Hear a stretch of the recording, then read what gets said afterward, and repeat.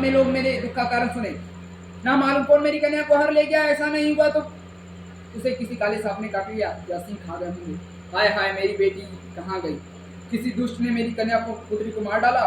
ऐसा कहा हुए वायु के झोंके से कांपते हुए जिसके समान कांपने लगे। इसके बाद मां तुम्हें बार बार खोजने लगे। वहीं पर सिंह भालू इन जंतुओं से बड़ा भयानक हो रहा था।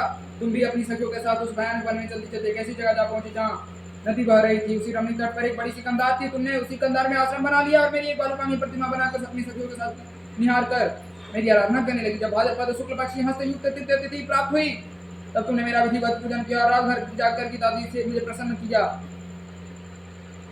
उस व्रत रात के प्रवास मेरा आसन डगमगा उठा। जिस समय तत्काल उसी स्थान पर जा पहुंचा जहां तुम अपनी सखियों के साथ व्रत कर रही थी। वहां पहुंचकर मैंने तुमसे कहा कि मैं तुम पर प्रसन्न हूँ, बोलो क्या चाहती हो? तुमने कहा, हे देवता, यदि आप मेरे ऊपर प्रसन्न हैं, मेरे पति बने, तो मेरे तथास्तु कहने पर कैलाश पर्वत पर वापस आने पर तुमने वह प्रतिमा नदी में प्रवाहित कर दी और सखियों के साथ उस महाव्रत का पारण किया।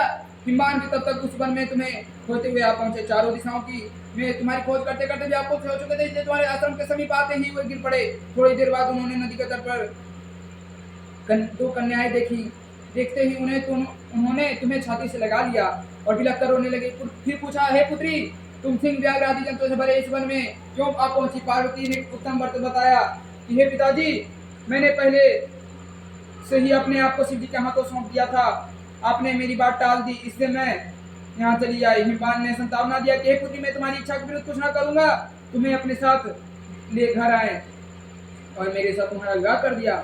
इसी से तुमने मेरा आश्वासन पाया। जब से आज तक किसी के सामने मुझे यह व्रत प्रकट करने का अवसर प्राप्त नहीं हुआ है। देवी, यह मैं बताता हूँ कि इस व्रत का हरितारी का नाम क्यों पड़ा। तुमको सखिया घर ले गई थी, इसी से हरितारी का नाम पड़ा। इस पर पार्वती जी ने कहा, हे प्रभु, आपने नाम तो बताया, आप विधि भी बताएं, इसका क्या पुण्य है, क्या फल है, क्या व्रत मान गए? पार्वती जिसे कहते हैं देवी, मैं स्त्री जाति की भलाई के लिए यह उत्तम व्रत बताया। तो स्त्री अपनी सौभाग्य की रक्षा करना चाहती है और वह इस व्रत को करे। पहले गदही के खंभे से आदि से सुशोभित एक सुंदर